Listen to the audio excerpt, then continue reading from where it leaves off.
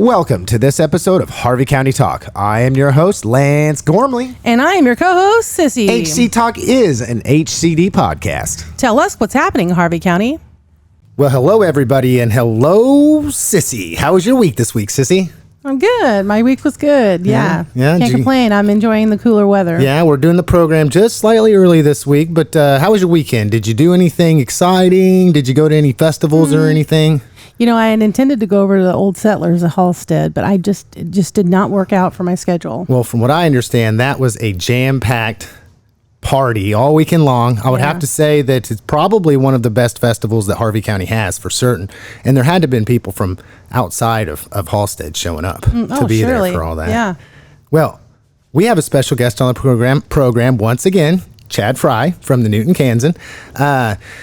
Well, actually, we had said in the past that we were going to have Chad on the program quite regularly, at least once a month, just to have a shake him down and rob him for all of his information that he has. Shake him for everything. And I've said before, Chad is an encyclopedia of all things Newton, Kansas. That's right. As well as Harvey County. And abroad. Yep. Yes. Yep. Man of wealth, man of knowledge. Yeah. Wealth of knowledge. All right, sure. Absolutely. All right. So anyway, I would like to say some things. We're going to do the program a little bit different because we have something that we want to cover in depth. So we're going to use the majority of our time to do this because it's quite the hot button issue that seems to be floating around right now. And the question is, what's happening in Marion? Yeah. But before that, Sissy, do you have anything you want to send a shout out or any announcements or anything? I really don't. I've been using all of my time for this because this absolutely, this is our neighboring county. Mm-hmm. This is applicable to us right here in good old Newton, USA, Harvey County, and it is absolutely appropriate to discuss it in real time happening right now. Well, I got to pick Chad's brain before too. Everybody knows that we heavily use the Newton Kansan for a lot of our information. It's good to have. I appreciate the paper. I appreciate all the work you put into the paper. And thank you for allowing us to just inform people about what you're writing and what you're doing and what's performing and what's not and what's going on. And I'd like to say, speaking of performance, one thing I was going to cover this week was the Emerge, the picks up for the Emerge. Oh, yeah, four under 40. Yeah, and I would say that's quite the thing.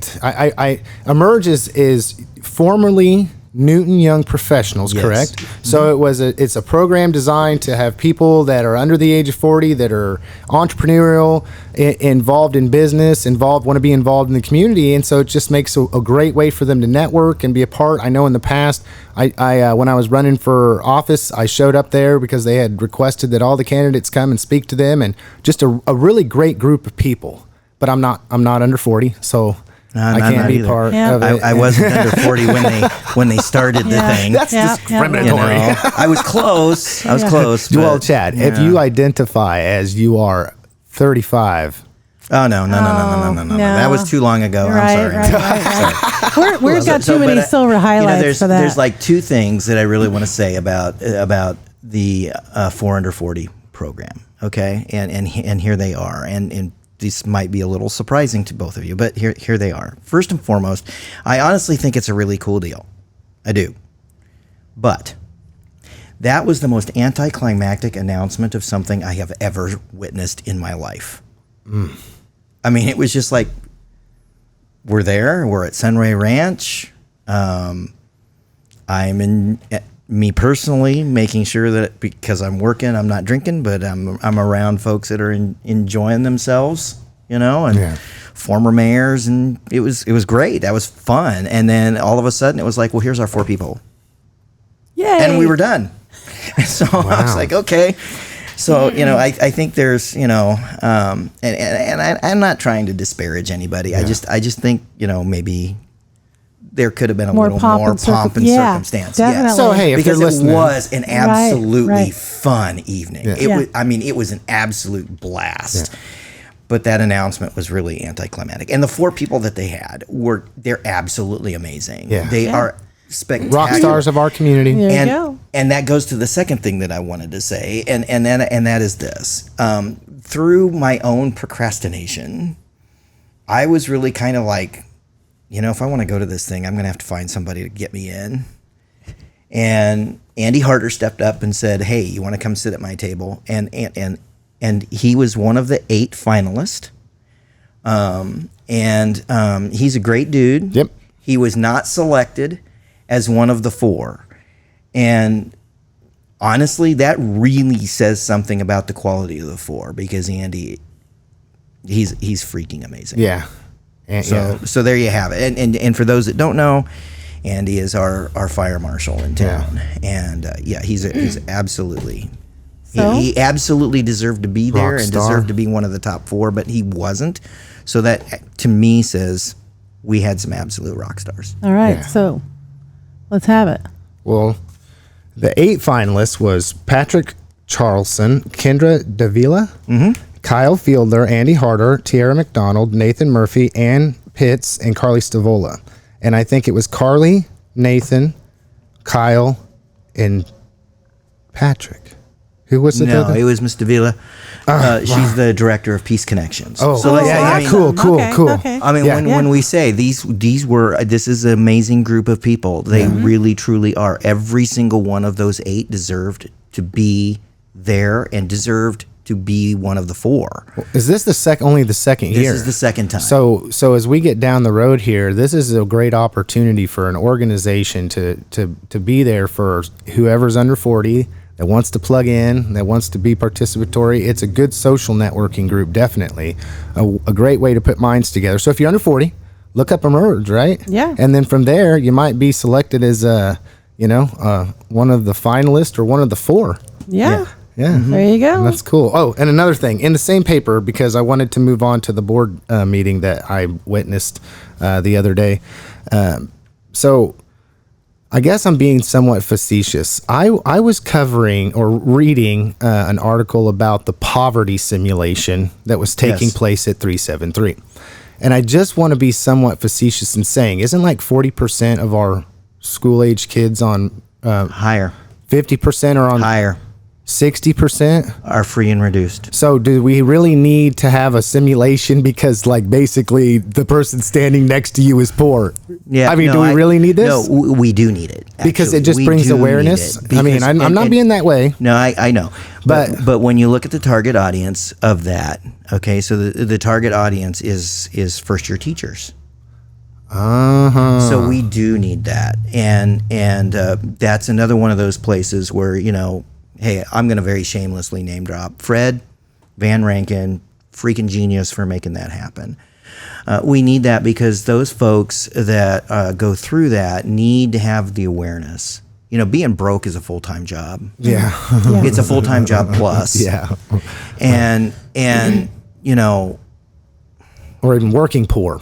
yeah. And there are some extremely real struggles that everybody's going through. And so to your statement, the guy that I talked to afterwards to kind of get his reaction, there is nowhere in his life that he ever would have considered doing some of the things that he ended up doing during that poverty simulation. He was actively trying and working to set up a holdup to get money for his family. And that is something that goes just completely against his entire moral code. But here you are. You've got to survive. Yeah. How are you going to get money? And when that simulation ended, and he's playing the role of a 16-year-old boy, okay, so possibly one of his students someday. So he's playing the role of a 16-year-old boy, and when the simulation ended, the family standing there, the only resource they had was the gun that he went and got from a pawn shop. That's it. That's all they got. They got no car. They got no house. They got no money. They've got a gun. Well, okay, what are we going to do? Because you got to survive. There's got to be some food, man. And so, yes, I'm of the mind that it is very necessary, and I think it's a spectacular thing to be doing with first-year teachers. It is part of their orientation. This is not the first time that we've done this. USD 373 has been running this sim for a long time. Really? Yeah, it's like almost 10 years at least. Really? And it's been done in some other places as well. And every time that I have kind of popped in at the end and asked questions about it. It was a learning environment. I really get a lot of the same reactions, which is, man, I did things I would have never thought I was going to do, and I'm so glad I now understand this. So it changes the perspective of some of those who might not have understood the situation they're walking into. And like I said, I was not being any which way. Right. I was just asking. And it's quite frankly, it's because those of us who've kind of been around, we've heard those stories. The kid that's acting out in school, and the real reason that they're struggling is they're hungry. Yeah. Well, you know what? That's real. Right. Yeah. Right. And for some folks, until they go through this particular thing, they just don't get it. And it's one thing to know it, and it's another thing to talk about it, and then it's another thing to, in one way or another, actually experience it. Yeah. So there you go. Yeah. Awesome. Take that. Yeah. Take that. Okay, so is there anything either one of you would like to cover before we get into what's really happening in Marion this week? Or is that, because I think I would have to say, I know that I did reach out and talk to both of you. We had communications, and this was on both of your minds, definitely. And I thought, well, I mean, I've heard everything from this, that, or the other. This seems to be an evolving thing that just keeps unraveling and getting worse and worse, in my opinion. I know that we put a post out on Harvey County Talk, and there are a lot of people that have commented. And at some point in time, I'd like to throw in at least one person's comments and see what you all have to think. Okay. Well, I don't have anything else, but I want to, because I've seen some of the online discussion with you guys specifically, and I feel like there's something that needs to be said here. No, this is not Harvey County that this happened in, but I'm going to tell you point blank, Harvey County cares about this. Yeah. Okay? And the reason I say that is, since this story broke, everywhere I go, people are asking me about it. And I mean, I think it's obvious why they ask me. Yeah. Okay? And 99% of the people who are asking me don't know the full backstory of why asking me is a good idea. They're just asking me because I work for the newspaper. Yeah. Mm-hmm. So, and my phone, my text messages, my messenger has been like never before blown up. Just absolutely. There was a point, I believe it was on Sunday night, where I just said, I have to go to bed. I'm done. And, I've never been. I was getting messages from people that I haven't talked to in any way for 30 years. And so people do care about this. And, I went to the mortgage burning. Super cool. And all anybody wanted to talk about what was going on in Marion County. Right. We're there to burn the mortgage for a Habitat homeowner, and what they want to talk about is what's going on in Marion County. So people do care. Yeah, they do care. All right. So this whole idea of why do we care? It doesn't matter why we care. What matters is that we do care. Well, and we need to care about this. Yeah. Yeah. Okay. Yeah. But before we get into this, one thing is something I believe that we all need to care about right now is the Railerway. That's the last thing locally I want to go before I talk about the school board situation and the conversations behind it and everything else. So brand new developments. Less than 12 hours old. Yeah.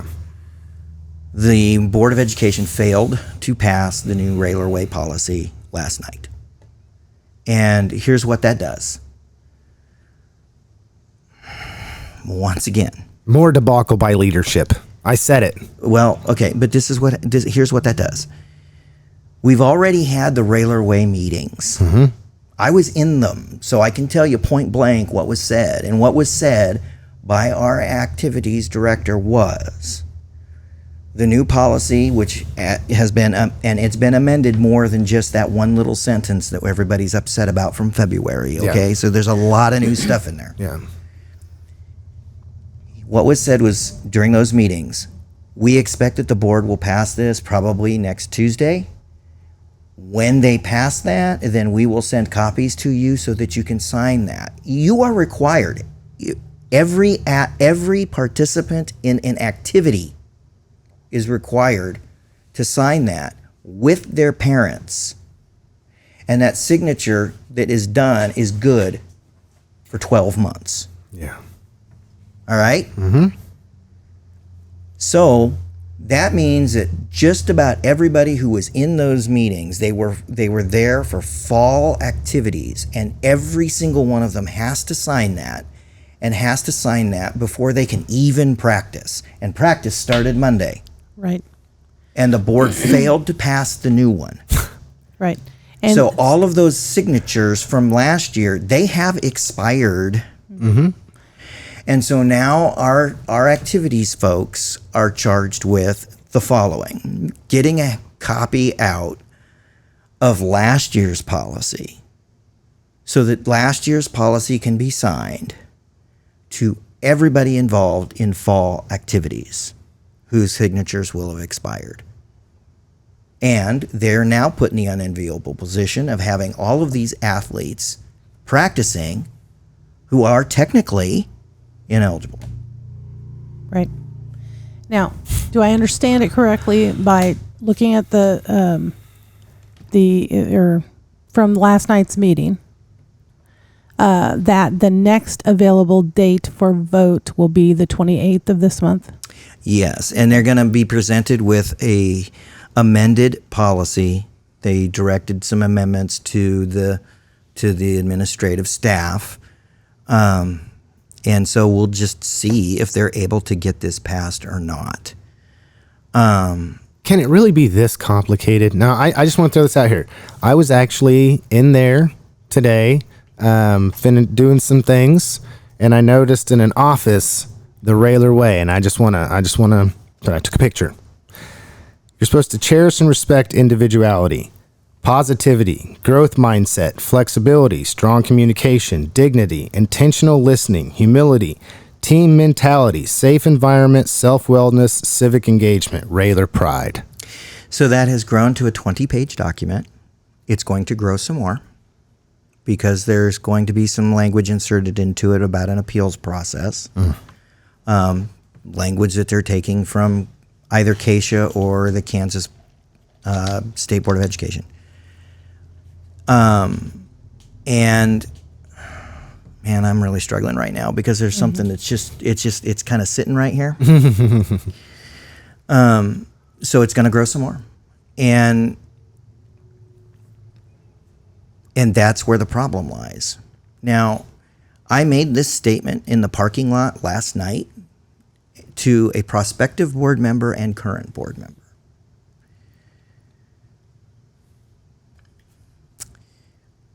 This last year of the Board of Education has been the absolute worst year I have seen in my career. Mm-hmm. And I've been around for almost 25 years. Well, I've been paying close attention for the last very close attention, and this has kind of gotten to a place where it's just, it really is when you say laughable, it's laughable, and I personally just have to say it outright. This is my own opinion. I think it goes back to school board leadership, because this kind of stuff is being pushed. Meetings are being called when it's not time to be calling a meeting to show favoritism and partiality. Right. I don't know. It's insane. The whole thing is insane. If anybody knows what actually happened and saw the video or anything like it, allegedly some youth who participated in a specific sport were doing very well, and the end result was they might have made the decision to make a bad decision, and they could have made so many right decisions after that, and they didn't. And it turned into moving the Railerway out of the way for these people through favoritism because they're good at a sporting event. That's it. This is how I described that entire situation to Harvey County DeFi. And I'm going to give that statement, and then I'm going to make another statement about the Board of Education and historically where we're at. And then I'm done. Okay? I'm done. Chad's getting It was February 22nd, for crying out loud, and I'm done. Yeah. So this is what happened. There's no two ways about what happened. An athlete and their family did not make use of the self-report portion of the Railerway policy. And by the way, that's a get-out-of-jail-free card. Being honest. All that had to occur is the athlete self-reporting what was going on. The penalty that he would have suffered, if you want to call it that, would have been maybe going to teen intervene. He would not have been held out of competition. This is spelled out in the policy. They did not make use of that. As a result of them not making use of that policy in its entirety was weaponized against them. I'm going to say that word again. It was weaponized against them. So when you hear Matt Treaster talk about not letting the bullies win, he is 100% accurate. The bullies were given a tool. Yeah. And they were actually given a tool by the athlete and his family because they did not make use of the self-report. I'm telling you, point blank, the bullies come out to play and the self-report's already happened. This is what goes down. We're talking double jeopardy here. We already know about this. This has been dealt with. Yeah, but I mean, I want to say that I'm not sure that. At the end of the day, this is where we're at as a result of that at the board level. This board has for years been cracked. And we've had these little conflicts that have come up, sometimes big ones. And we've lost bond issues, and we've had constant stuff going. And you know, I can go all the way back to Big River. Okay? And the drama department wanted to do Big River, and that became a massive problem. And then the drama department wanted to do Pajama Party, the 1960s era movie, and that became a big problem. And it came spilling out into the board, and people were calling me trying to figure out what the heck to do with the drama director and what I had witnessed, and yada yada yada yada yada. So this board has gone through it, and it has been cracked. But February 22nd, this board was broken. It is broken. And the candidate who I spoke to last night made a statement that he thinks it's going to take probably 4 iterations of this board to be rebuilt, at least. And that's 4 election cycles. So we're talking 8 years. I'm not entirely sure I totally agree with that assessment, but I think he's on to something. The other part of it is it's not going to be repaired until there are people that are in the room interested in fixing it. Yeah, and not in self-interest. Okay? And that is that I am making that blanket statement about every single member of this board. I am not singling a single person out. To do so would be a gross injustice. But this board is broken.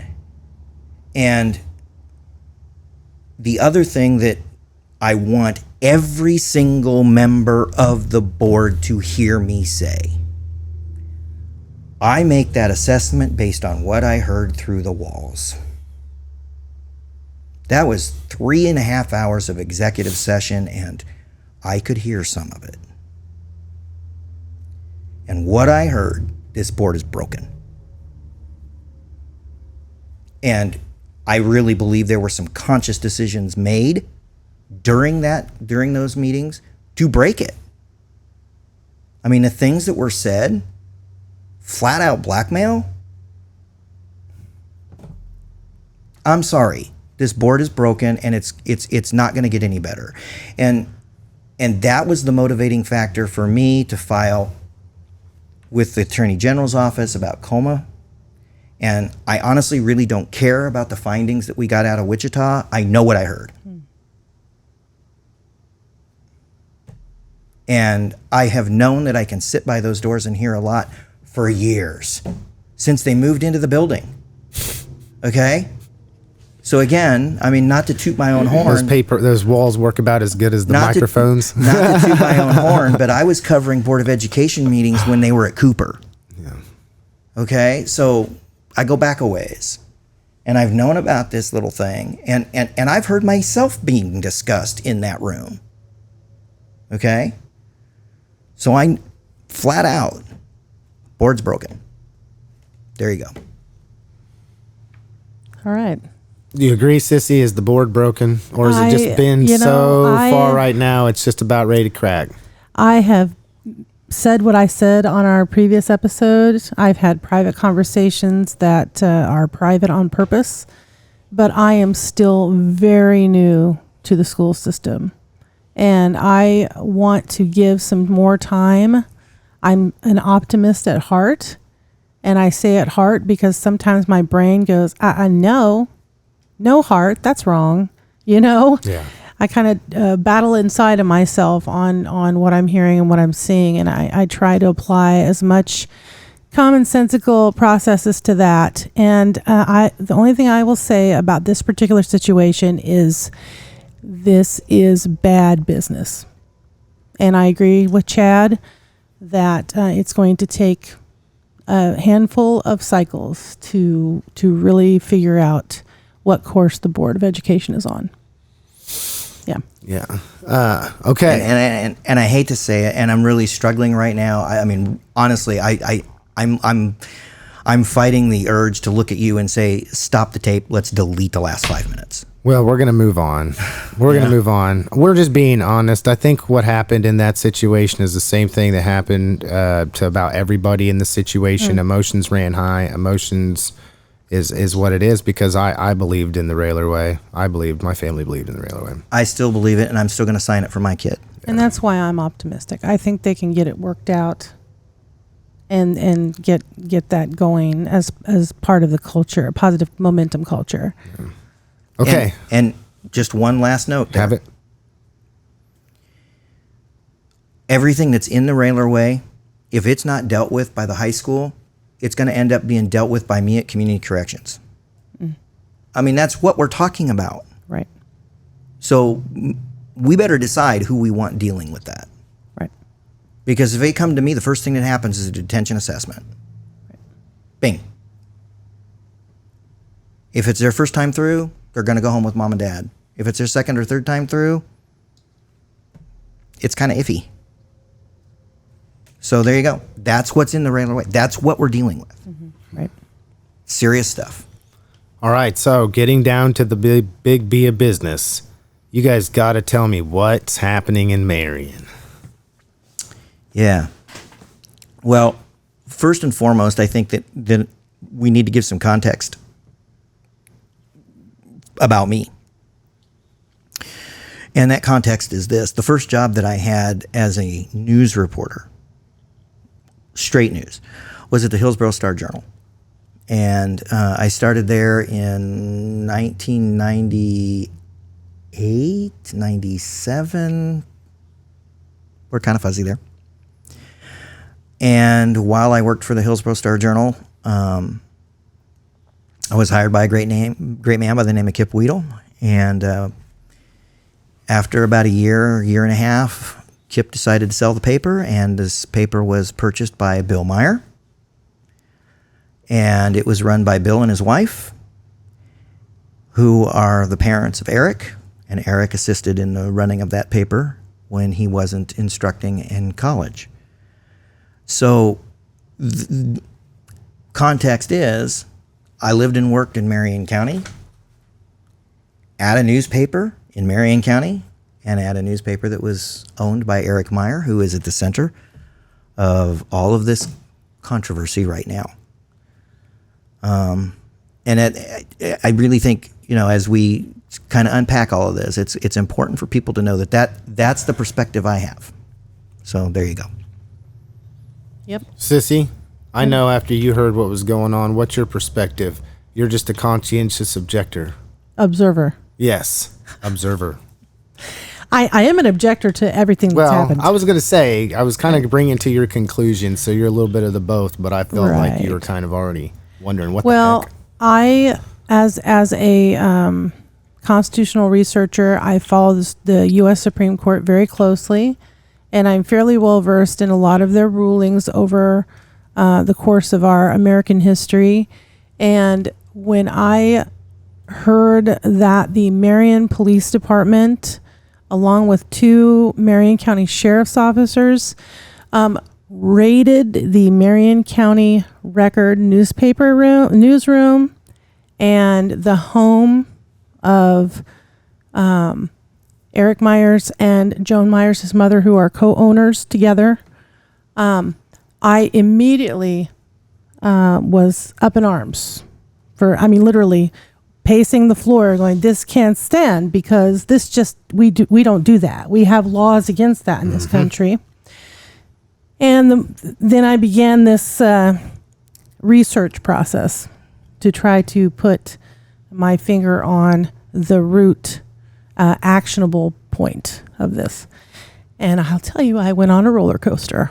I'm still on it. Yes, and my reaction at the initial news was the same as yours. Yeah. And I am in the same spot, because the first thing I have to do, I absolutely have to do this.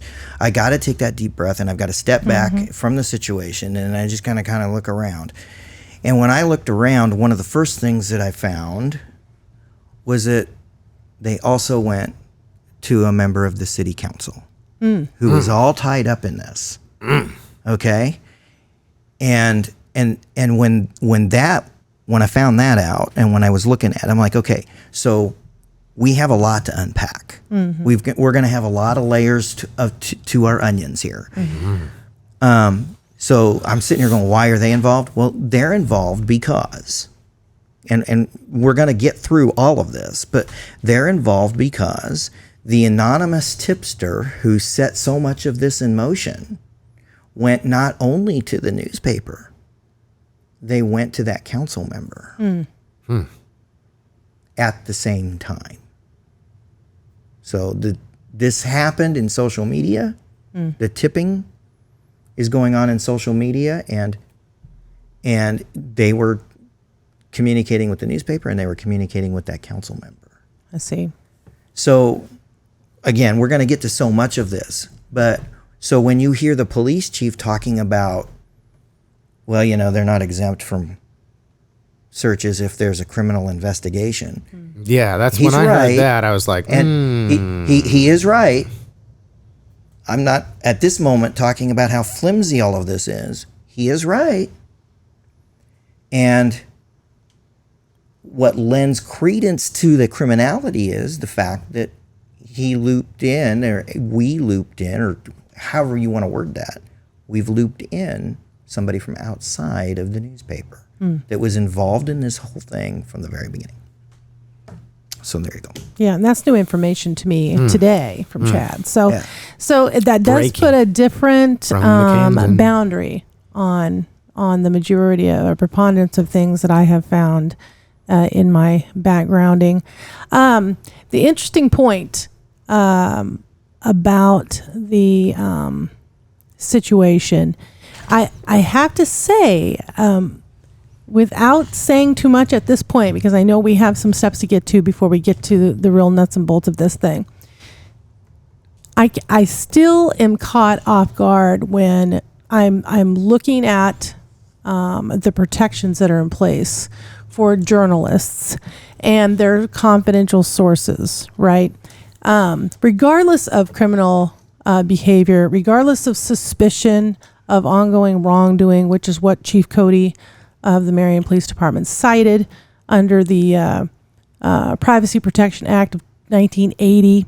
I have to say, I think that nothing was proven.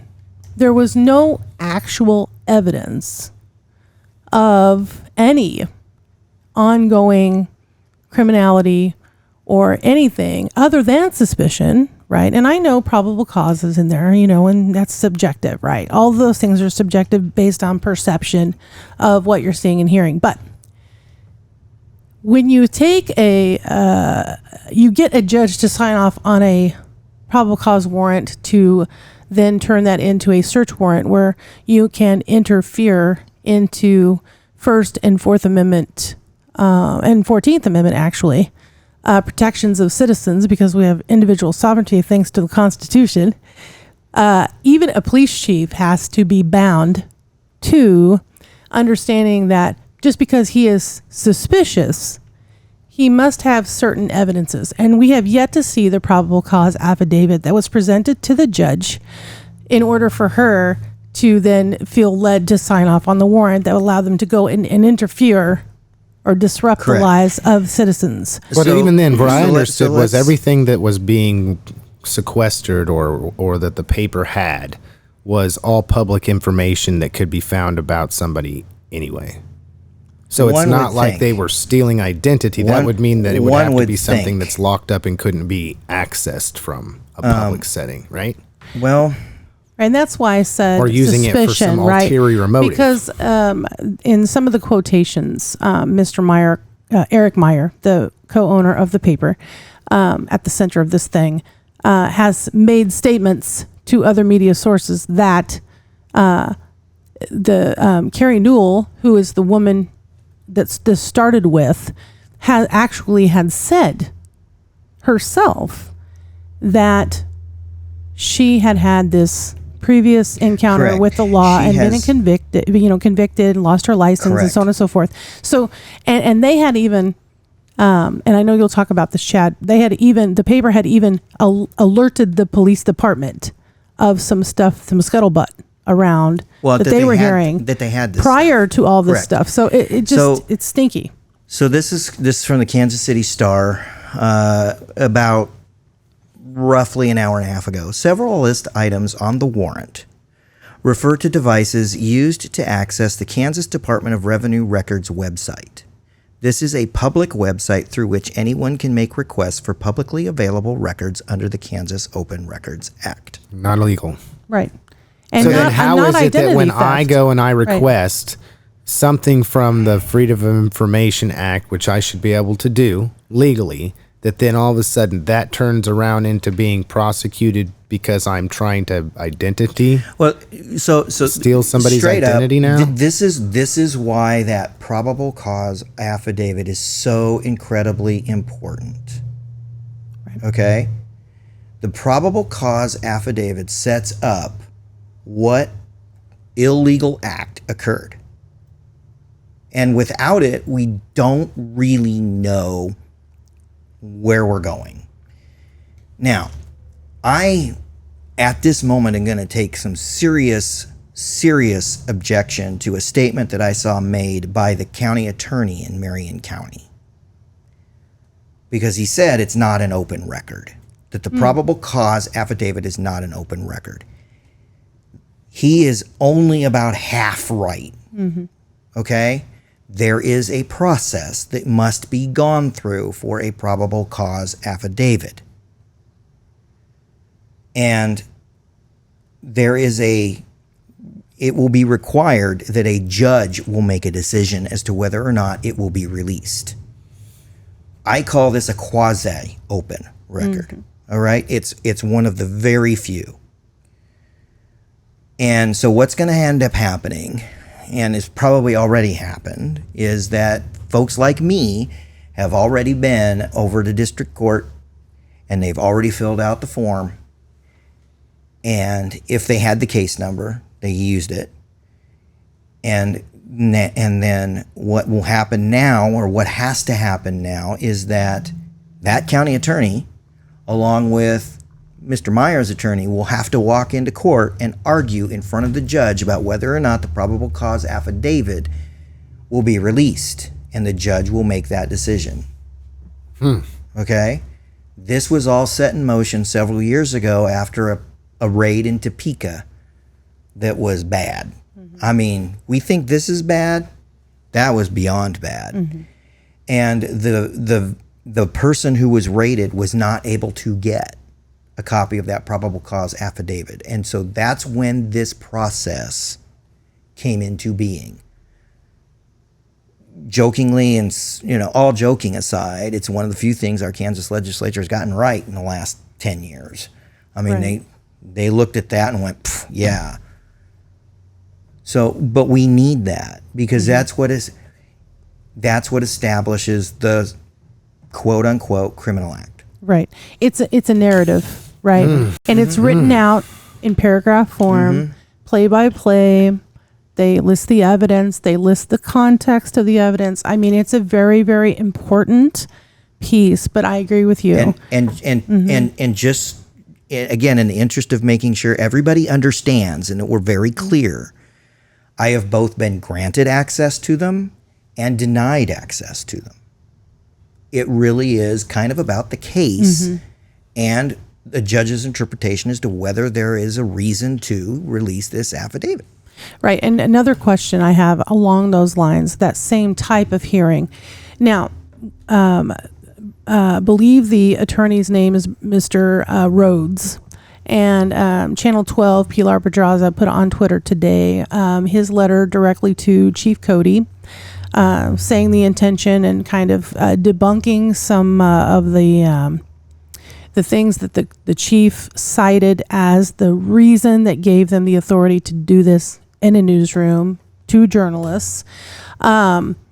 He mentions that they do not have the authority until a hearing has been held before the same judge to go through any of the papers, files, electronics of any kind without them having their moment in court to say these things are not subject to search, right? Is that, do you think that's the way it will be? I have no idea. That's all for the lawyers to sort out. Yeah. And I got a question. Which one of you would like to address the elephant in the room? I've been paying attention to social media, and it seems like there might be way more to this than, Oh, there's a ton here. Yeah. There's a ton here. Well, and I think, because I've got, I don't know when it's going to be done uploading, but I did a fireside chat and it's 20 some minutes long, and it's just, and I only unpeeled 3 or 4 layers of this onion. Right. And I'm telling you, there is a lot. There's the relationship between the Marion County Record and the Meyer family and the community of Marion. And it's rocky. I'm just being honest. It's rocky. It's always been rocky. And, it's the type of relationship that you kind of have to expect when you go into this kind of work. You're going to do things that make people angry, Right. period. right. That's just the way it is. I sat here and made statements about the Board of Education. I'm telling you, there's going to be people really angry about that. Okay. We have those thoughts too. Yeah. And I've gotten my hands dirty and really ticked some people off. Well, And so that relationship up there is rocky. And the relationship specifically between Ms. Newell and the newspaper is very, very rocky. And she has, and I'm not trying to hang her out to dry or victim shame here, okay? But she has done some things herself that when I look at it, it's like, well, yeah, you can do that. But should you? yeah. You can tell them, no, you're not welcome in my restaurant. Yes, you can do that. You have every right. Right. The question, should you? I would say that when you ask the should question, that she made some mistakes. And it's all tied up in the fact that she honestly kind of hates the Marion County Record. And that's no secret. She's made public statements. There you go. She's not the only one who has made some public statements over the course of the last couple of days. And none of that is surprising to me because I experienced some of that firsthand when I worked up there. Yeah. And straight up, there's people that lived in Hillsborough at that time that got so mad at me that they would cross the street and not walk on the same sidewalk. I mean, it's the nature of the beast. Yeah. Mm-hmm. So that's a piece of this onion.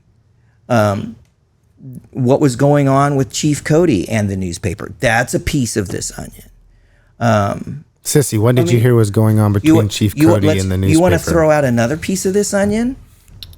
Why did we go to a magistrate judge that's only been a magistrate judge since 2022? Right. I had that question, and not the too. chief judge call it. Why did we do that? Mm-hmm. Right. Why did we do that?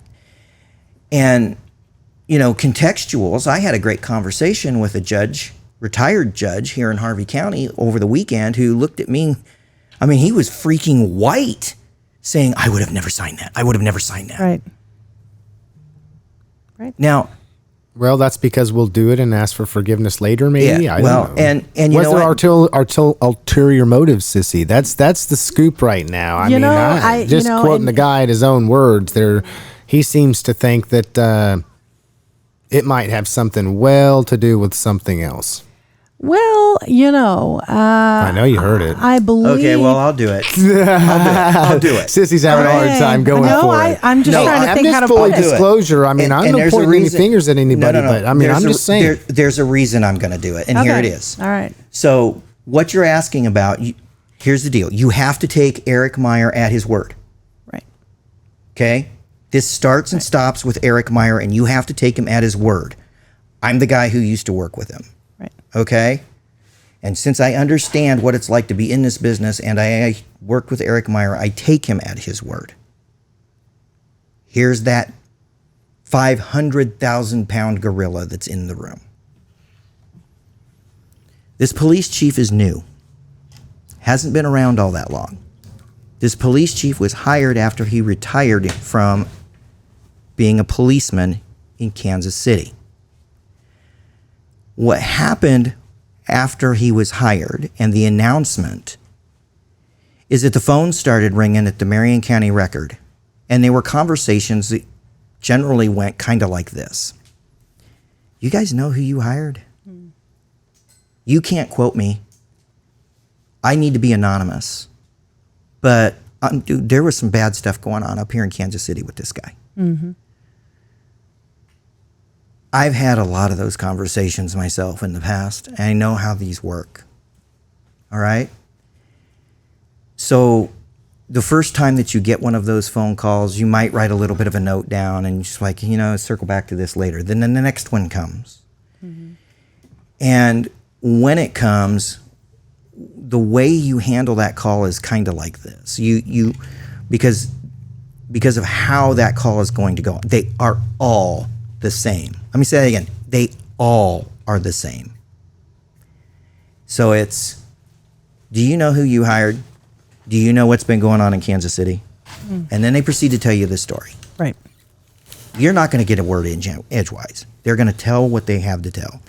When they take a breath, you as journalists say, okay, listen, you're accusing this dude of some pretty serious stuff. And you are trying to tell me that you have knowledge from within the department or within the business, whatever. Mm-hmm. Right. So here's the deal. You can be anonymous, but I have to confirm everything. So I need your name because I got to know, did you really work there? Mm-hmm. And I'm not asking you that question. So I got to know what your name is. Mm-hmm. If they give you that name, you write it down.